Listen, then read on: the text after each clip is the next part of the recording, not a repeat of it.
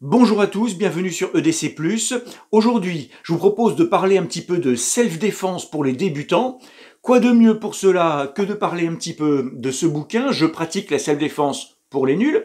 Et puis après, j'aborderai ma méthode personnelle, c'est-à-dire mon espèce de protocole personnel en cas d'attaque imminente, que j'ai appelé la méthode FUC.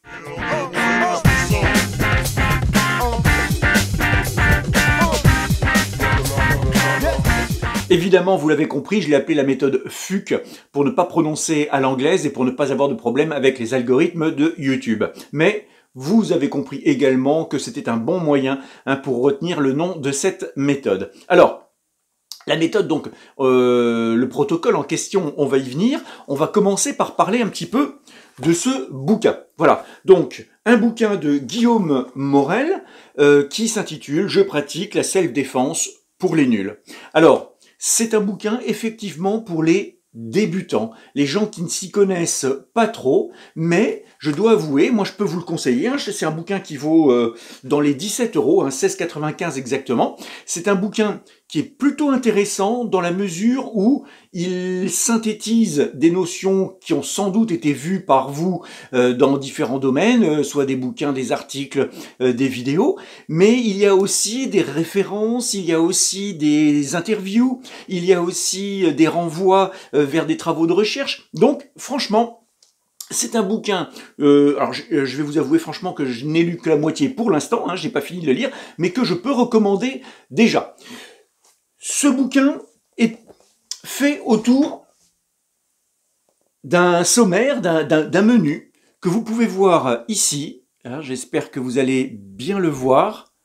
Vous voyez, donc c'est un menu qui est constitué de 5 grandes parties et dans chaque grande partie, j'espère que c'est net, voilà, dans chaque grande partie, il y a à chaque fois 3 sous-parties. Voilà, donc vous pouvez remarquer que chaque grande partie commence par la lettre D et à l'intérieur, il y a à chaque fois une sous-partie qui, elle, va commencer par une autre lettre. Donc, tout ça pour dire que si vous, en cas d'attaque, vous voulez essayer de retenir qu'il faut d'abord la détection, la dissuasion, la désescalade, la défense, le dénouement, et puis que, en fait, dans la détection, attends, je me souviens plus, il y a 3 parties, le profilage, la perception, la position, dans la dissuasion, il y a la furtivité, la foule, la fuite, etc. C'est en fait assez compliqué. Donc, si le bouquin est bon, je trouve que, pour les nuls, les vraiment nuls, c'est compliqué de retenir un protocole d'action qui est composé d'autant d'éléments. Et donc, c'est pour ça que moi, je vous propose maintenant de découvrir une méthode, un moyen mnémotechnique permettant de simplifier au maximum ce qu'il faut retenir pour agir en cas d'agression imminente. Alors, la méthode FUC, qu'est-ce que c'est? C'est une méthode donc en 4 points, la fuite, l'utilisation, la confrontation et le chaos. On va donc détailler ces 4 points, mais auparavant, il faut bien comprendre que dans ma méthode protocole, je ne parle pas de tout ce qu'il y aurait vraiment en amont d'une agression, c'est-à-dire déjà la préparation psychologique, l'entraînement, les repérages, etc.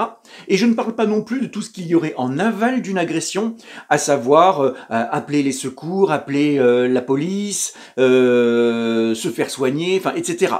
Ou le suivi psychologique, par exemple, après une agression. Moi, je me contente du moment d'une agression imminente, donc juste avant, et puis toute l'agression elle-même. Le premier élément, c'est la fuite. Tout le monde s'accorde à dire, dans le milieu de la self-défense, chez les gens sérieux, dans les bonnes vidéos, sur les bons articles, dans les bons bouquins, que la première chose à faire, c'est de fuir. Si on tient à sa peau, si on est un peu survivaliste, on ne cherche pas le combat et on fuit. Bien sûr, cela sous-entend qu'on n'est pas accompagné d'une personne qui a des talons et qui ne peut pas courir, qu'on n'est pas accompagné d'une personne à mobilité réduite, de personnes très âgées ou de jeunes enfants. On ne va pas fuir en abandonnant sur place les gens qui sont avec nous, mais si on peut, donc, on ne cherche pas la confrontation, on essaye de fuir le plus vite possible. La fuite, c'est vaste en fait, hein, puisque on peut très bien imaginer qu'on repère déjà une situation qui commence à être tendue quelque part. On a senti, on a entendu des voix qui montaient. On a vu des gens qui regardaient un peu dans la même direction. On sent des gens commencer à bouger alors qu'avant ils étaient immobiles. Bon, tout ça devrait attirer notre attention. Et si on sent qu'il y a une situation qui pourrait devenir un peu compliquée, on peut déjà, non pas fuir, mais se préparer à fuir, c'est-à-dire s'éloigner tout simplement. Voilà. La fuite, donc, c'est quand même la première étape.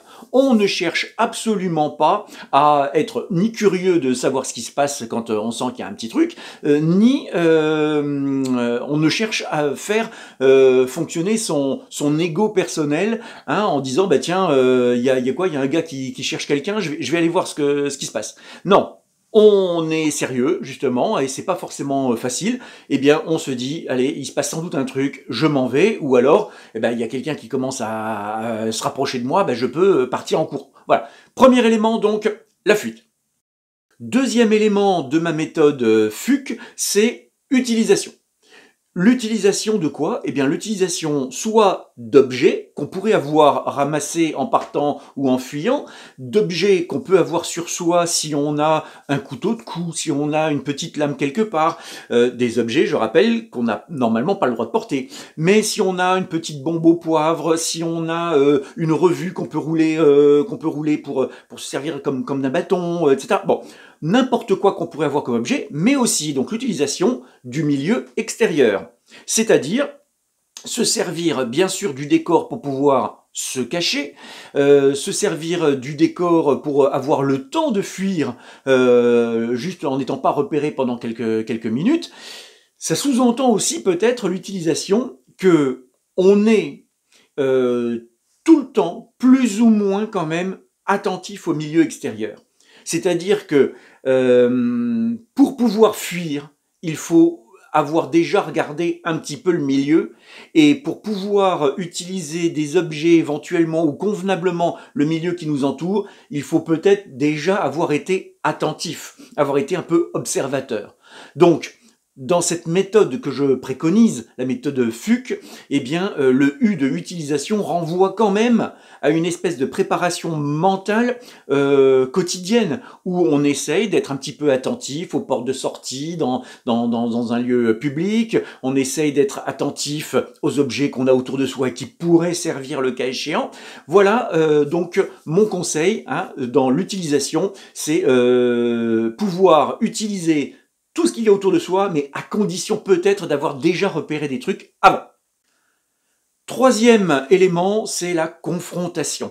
C'est-à-dire que malheureusement, quand l'agression est vraiment imminente, on n'a pas pu fuir, ou on a fui provisoirement, mais l'agresseur nous est tombé dessus, on a essayé d'utiliser donc le milieu, mais on s'est fait repérer, voilà. On n'a pas sur soi d'objets, ou les objets qu'on a sur soi sont ridicules par rapport à la volonté d'agression de l'agresseur, ou au nombre des agresseurs, ou au comportement de l'agresseur qu'on sent par exemple particulièrement violent, ou drogué, alcoolisé, etc.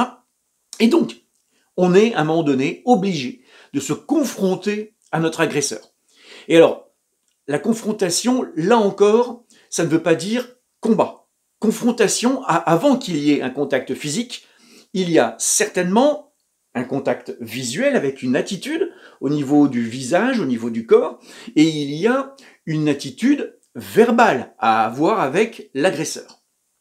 Évidemment, ce ne sera pas le moment de faire de la provocation. Hein, même si on est super costaud et que l'agresseur est un petit gringalet, on n'est jamais à l'abri que l'agresseur nous sorte un couteau et qu'il sache utiliser, qu'il sorte une arme à feu, ou simplement, si même nous on a une revue et qu'on veut lui taper dessus, que l'agresseur d'un seul coup soit déchaîné et devienne hyper violent et qu'on finisse par en payer les pots cassés.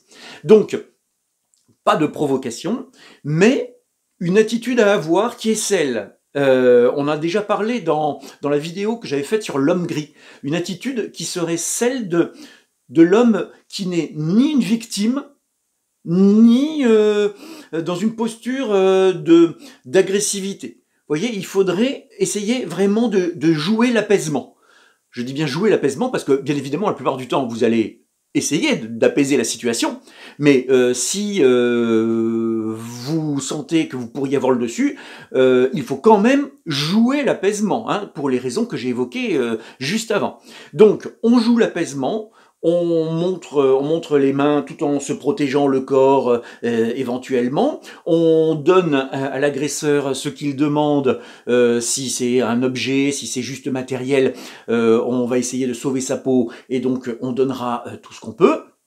Et bien sûr, on ne fera aucune provocation verbale, on se soumet, hein, ça peut être une fausse soumission, mais on se soumet le plus possible, bien sûr, dans la limite de l'agression de l'adversaire, hein, parce que si on commence à en arriver à une agression sexuelle ou à une agression vraiment avec arme, on n'est plus dans la simple confrontation, on passe à la 4e étape. Hein. Bon, donc la confrontation, hein, c'est l'obligation d'avoir un échange verbal, visuel, parfois un peu tactile avec l'agresseur, tout en étant hyper vigilant, hyper méfiant et hyper soumis en apparence. Voilà pour la confrontation. Et enfin, 4e étape, le chaos. Alors, j'ai vu pas mal de vidéos où les gars disent que en cas d'agression, on est souvent, en tant que victime, sidéré. C'est-à-dire qu'il y a le fameux état de sidération de la victime qui fait que on est surpris, on ne sait plus comment agir, et le temps d'agir, c'est trop tard. Si on a pu, parce que bien sûr il y a des agressions par surprise, si on a pu prévoir l'agression, justement parce qu'on avait repéré quelque chose, parce qu'on a essayé de fuir, parce qu'on a essayé d'utiliser le milieu extérieur, parce que l'agresseur, on a pu le voir venir et discuter. Si on a pu donc sentir venir l'agression, eh bien forcément, nous, on ne sera pas forcément en état de sidération, mais on peut, en se battant comme un chien enragé, sidérer l'adversaire. Et donc, en fait, il faut, si on commence à être obligé d'avoir un contact physique avec l'agresseur, on va devoir y aller à fond pour le mettre KO, c'est-à-dire en fait hors d'état de nuire, pas en le tabassant jusqu'à la mort bien sûr, mais en essayant de faire en sorte qu'il soit lui-même soit sidéré et qu'il cherche une autre victime, soit qu'il soit blessé ou inconscient et nous on ait le temps de fuir, quitte à appeler les secours par la suite. Hein. Mais donc, le chaos, c'est très important. Je me souviens d'une vidéo d'un expert en arts martiaux français auquel on avait demandé de commenter des vidéos, des extraits de films pour voir si les combats en arts martiaux étaient crédibles, étaient vraisemblables par rapport aux techniques, justement. Et à un moment donné, dans une vidéo qui parlait de Jason Bourne, un extrait de Jason Bourne, eh bien, il commentait cet expert en disant que les gestes de combat étaient bons, étaient exactement ce qui correspondait à un art martial d'Indonésie, je crois. Alors, je vais pas dire de bêtises, mais il me semble que c'était le Pencak Silat ou un truc comme ça. Et il disait, me semble-t-il, hein, que dans la vraie vie, ça ne se passerait pas exactement comme ça, parce que les experts de cet art martial, en fait, cherchent le chaos rapide. Voilà. Et que, en fait, on se bat pas pendant 3 heures, hein, soit dès qu'on peut, on fuit, soit on y va à fond et il faut que l'agresseur soit mis hors d'état de nuire. Voilà. Donc, voilà pour la quatrième étape de ma méthode, de mon protocole d'action face à une agression potentielle, puis une agression réelle. Hein. Nous avons la fuite, ça c'est la première chose à faire si on peut. L'utilisation du milieu extérieur, d'un objet qu'on a sur soi, et donc peut-être prévoir, hein, d'observer et d'avoir quelque chose sur soi. La confrontation, fausse soumission, protection du corps, observation, et on a le chaos. Hein. Si jamais on est obligé de combattre, qu'on soit homme ou femme, il faut essayer de se déchaîner contre l'agresseur pour pouvoir le sidérer lui, ou pour essayer de se débarrasser de lui pour fuir le plus vite possible. Voilà, écoutez, j'espère que cette vidéo a été intéressante pour vous. Je vous renvoie à ce bouquin, hein, même si j'ai critiqué le menu qui me semble, on va dire, un peu trop riche pour pouvoir être retenu facilement, eh bien en tout cas, c'est riche à lire. Donc, allez lire ce bouquin, ça peut toujours être utile de trouver pas mal d'infos qu'il y a là-dedans. Si vous avez jugé que ma vidéo était sympa, ben, mettez-moi le petit pouce habituel, et puis abonnez-vous pour connaître les prochaines sorties de mes vidéos, j'ai plein de projets pour vous. À bientôt, salut!